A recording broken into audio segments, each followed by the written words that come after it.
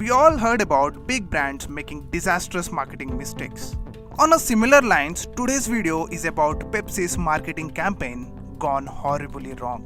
It was perhaps the deadliest marketing disaster in history and remains one of the business world's great cautionary tales.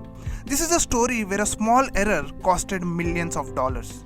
This is a story when a country declared a war on Pepsi.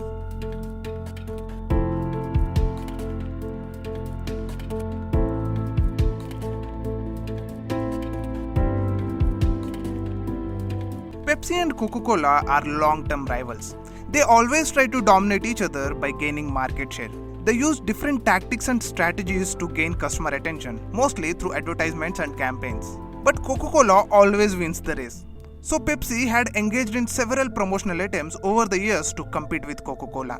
In Philippines, the story is no different. Philippines was then the world's 12th largest market for soft drinks.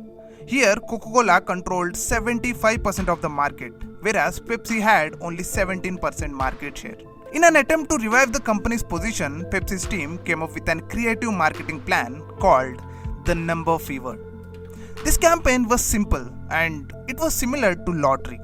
Pepsi's best-selling drinks, Pepsi, Mountain Dew and 7-Up would have a 3-digit number printed inside their caps, and a cash prize amount ranging from 100 pesos to 1 million pesos would be paid to winners. Only few lucky people can win the grand prize of 1 million pesos or $40,000. So the 3-digit number printed inside the cap will decide if you are going to win 100 pesos or 1 million pesos. To determine the winning number, Pepsi recruited DZ Consultores, a marketing firm based out of Mexico.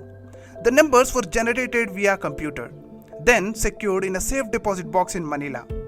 Every night, these numbers will be sent to the bottling plant to be printed on the caps. Each night, the company would announce the day's winning numbers on a local television, channel number 2. People who got the winning number can claim their prize money. Pepsi has allocated $2 million for the cash prize. It means all the winnings, including the grand prizes, should not cross $2 million. The number fever is not something new. Pepsi had previously tried this trick in Argentina, Chile, Guatemala and Mexico and gained extraordinary market share increase in those markets. You see, Philippines was a low-income country at that time, was struggling with modest economy and widespread poverty. And the grand prize of 1 million pesos was perceived as a life-changing amount. The promised grand prize of 1 million pesos was the largest prize available.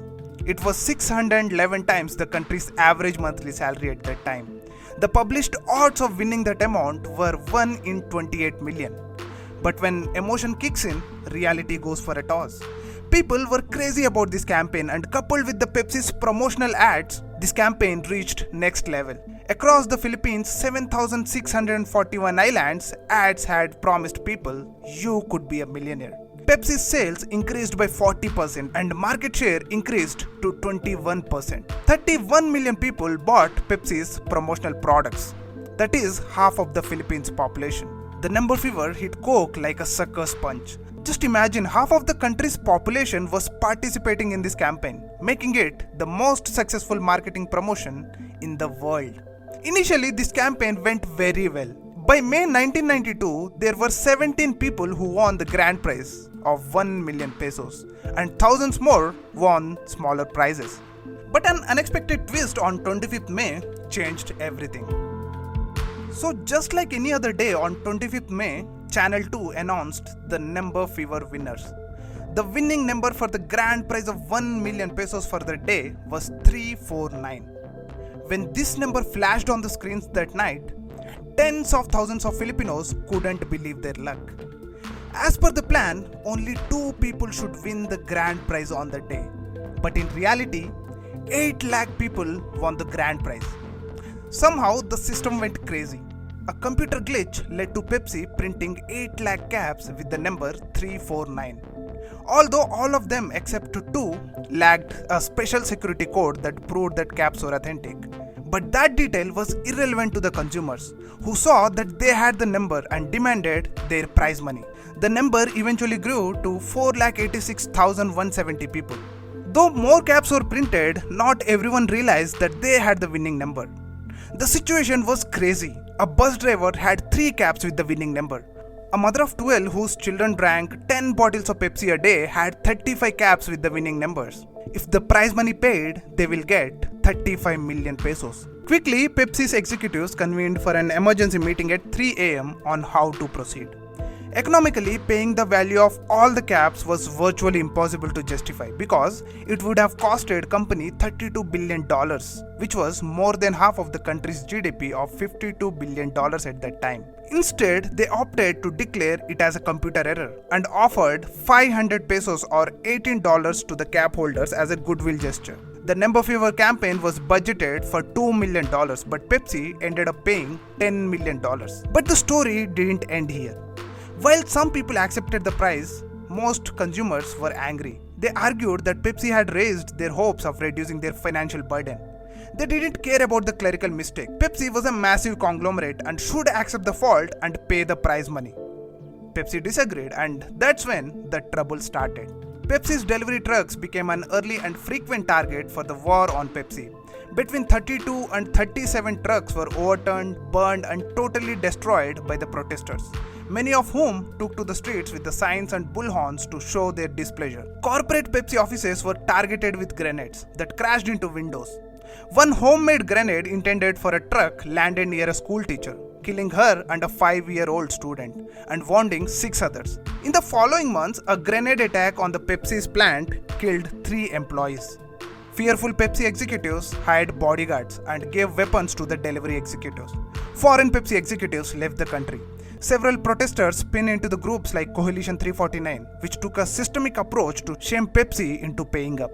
Thousands of civil and criminal complaints filed against Pepsi.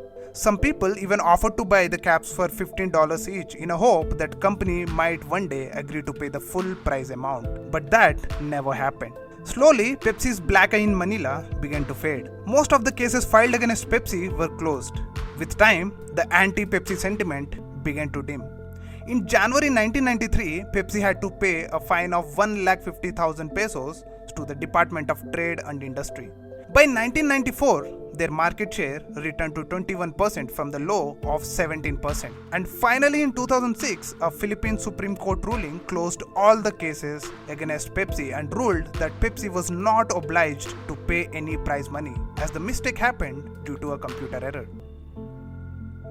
Soft drink companies always try to come up with this giveaway format of campaigns. It can be winning millions of dollars, foreign trips, or the opportunity to meet your favorite celebrity, which if gone wrong can lead to a disaster. So we as a consumer should not take these offers seriously, and they as a company should not take them lightly.